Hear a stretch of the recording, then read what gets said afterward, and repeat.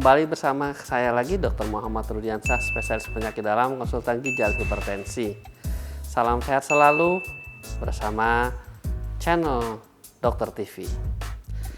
Nah, karena saya ahli ginjal, kita bicara tentang ginjal ya. Banyak orang bertanya, kenapa kok bisa sakit ginjal? Kenapa kok masih muda sudah harus cuci darah? Jadi ini menjadi satu pertanyaan yang sering ditanyakan oleh masyarakat ya, bagaimana caranya mencegah agar ginjal kita tetap sehat? Bagaimana caranya kalau sudah ginjal kita rusak supaya tidak cuci darah, bagaimana? Dan kemudian kalau sudah cuci darah, apa yang harus dilakukan? Untuk itu saya akan bahas semua sampai detail ya. Satu adalah bahwa penyakit ginjal itu dibagi dua, yaitu akut dan kronik.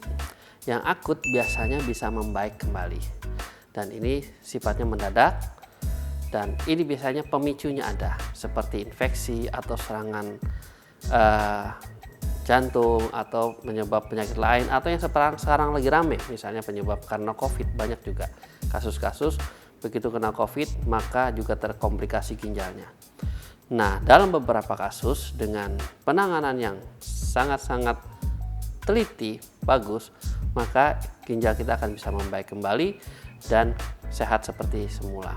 Tapi ada beberapa kasus di mana terjadi sudah ginjal kronik. Ginjal kronik artinya kerusakan ginjal sudah lama, rata-rata di atas 3 bulan. Sehingga ada definisi yang menyebutkan bahwa penyakit ginjal kronik waktu yang paling utama yaitu lebih dari 3 bulan. Kemudian apa yang terjadi? Terjadi penumpukan sampah-sampah yang tidak bisa dibersihkan oleh ginjal, yang bisa dinilai dengan cara menghitung kecepatan atau laju pembersihan oleh ginjal atau glomerulus yang disebut dengan laju filtrasi glomerulus. Nah, bagaimana kita supaya ginjalnya tetap sehat? Ada sudah beberapa macam tips-tips yang sering dibicarakan oleh para ahli. Pertama yaitu menjaga minuman yang cukup untuk tubuh kita sehingga ginjalnya pun tidak kekurangan cairan. Dan fungsi ginjal yang utama adalah membersihkan sampah-sampah makanan yang kita makan seperti kurium, kalium, asam urat, dan juga kreatinin yang sering diperiksa sebagai penanda adanya gangguan ginjal tadi. Nah, kita sudah tahu bahwa penyebab ginjal kronik itu adalah banyak sekali. Yang paling sering sekali adalah darah tinggi. Nggak menyangka ya bahwa hipertensi, tekanan darah tinggi, merupakan penyebab paling banyak terjadinya gagal ginjal atau penyakit ginjal kronik sehingga sampai terjadi cuci darah. Memang di negara-negara maju penyebab paling banyak adalah kencing manis, baru hipertensi. Sedangkan di Indonesia memang paling banyak hipertensi, baru diikuti oleh kencing manis. Bukan karena obat-obatan atau konsumsi obat-obat yang katanya bisa merusak ginjal. Jadi ingat ya, darah tinggi yang kita anggap remeh bisa menyebabkan penyakit ginjal dan bahkan sampai cuci darah. Setelah kita tahu penyebabnya, maka penyebab-penyebab itu yang harus kita terapi, kita jaga supaya terkontrol. Dengan cara menjaga mengontrol tersebut, maka harapannya adalah ginjalnya tidak rusak. Nah, sekarang bagaimana kalau sudah terjadi kerusakan ginjal? Otomatis tidak mungkin lagi kita membalik mengobatinya atau memperbaikinya atau mengembalikan normal. Karena ginjal yang rusak tidak bisa diperbaiki. Bagi mereka yang membaca iklan bahwa bisa mengobati penyakit ginjal kronik, tidak perlu cuci darah, saya katakan bullshit. Kecuali memang ada kondisi-kondisi bahwa ginjal tersebut masih dalam kondisi akut atau mukjizat. Nah, mukjizat ini yang sulit. Akhirnya mereka harus menjalani cuci darah. Cuci darah bukan mengobati ginjal, bukan menyembuhkan ginjal, tapi menggantikan fungsi ginjal. Artinya mereka yang cuci darah, ginjalnya tetap rusak dan dia menggantikan fungsi ginjal sampai kapan? Sampai selamanya. Karena ginjal harus bekerja terus. Tapi karena nggak bisa bekerja, terpaksa digantikan oleh mesin tadi. Ada 3 modalitas bagi mereka terjadinya gangguan ginjal kronik tadi. Yang pertama, yang sudah kita laksanakan tapi belum banyak juga. Karena apa? Karena modalitas ini selain memerlukan fasilitas untuk pelaksanaannya seperti ruang operasi, dokternya dan sebagainya, juga kesiapan dari institusinya, yaitu cangkok ginjal atau transplantasi ginjal. Itulah satu-satunya yang terbaik untuk penanganan penyakit ginjal kronik. Karena dengan menggantikan ginjal yang sudah rusak tadi dengan ginjal yang baru kita taruh di tempat yang ada dan menggantikan fungsi-fungsinya, maka dia seperti hidup dengan ginjal normal walaupun cuma satu. Yang kedua adalah dengan cuci darah. Cuci darah atau hemodialisis itu dibagi 2. Dialisis dengan cara mesin tadi, hemodialisis, atau dengan cuci darah menggunakan cairan yang dimasukkan ke dalam rongga perut, yaitu disebut dengan peritoneal dialisis. Cuci darah atau hemodialisis tadi menggunakan mesin, darah yang diambil dari tubuh orang tadi dikeluarkan melalui selang, masuk ke dalam mesin, masuk ke dalam tabung dialiser untuk dibersihkan. Kemudian yang sudah bersih masuk kembali ke dalam tubuh orang tadi. Berputar terus kurang lebih waktu dalam 4-5 jam ya. Dalam waktu tersebut maka sampah-sampah tadi akan terbuang. Bahan-bahan yang diperlukan tubuh tadi dimasukkan ke dalam darah, bertukaran, dan dia menjadi lebih segar atau lebih nyaman seperti normal lagi.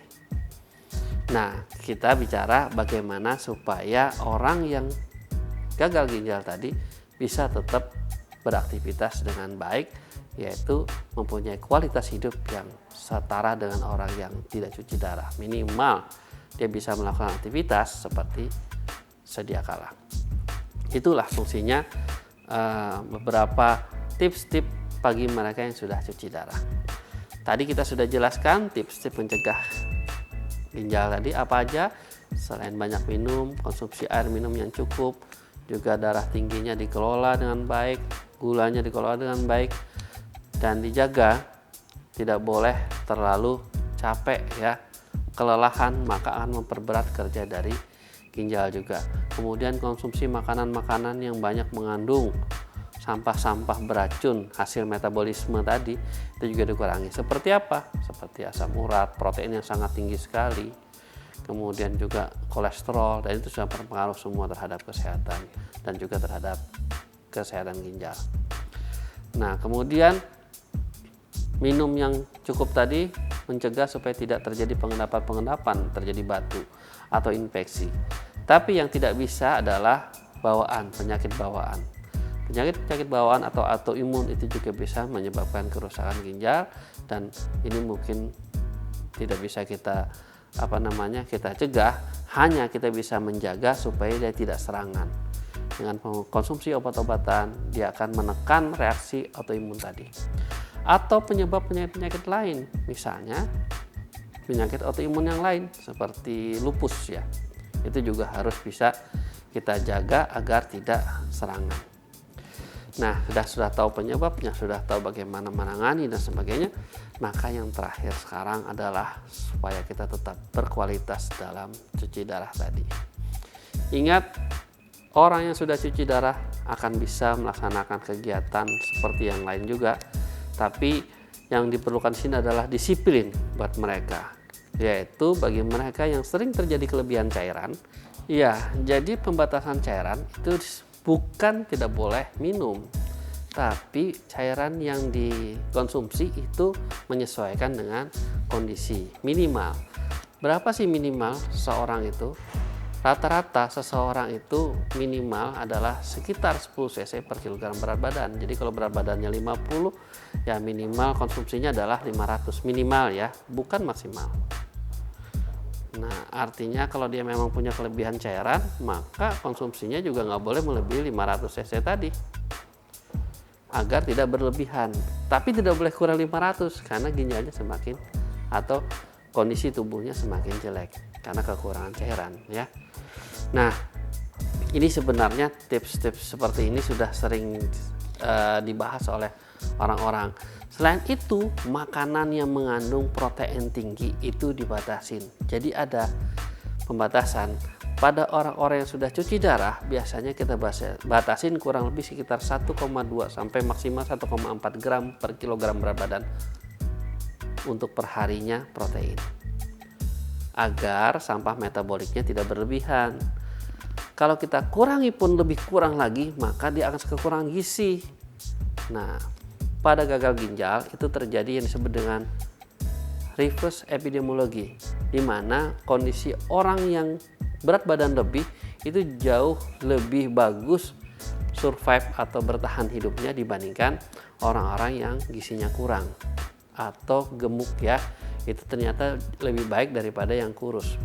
Beda dengan kondisi normal, makanya reverse epidemiologi yang terbalik. Pada orang awam umum, kalau dia gemuk maka resiko kematiannya lebih tinggi karena kurang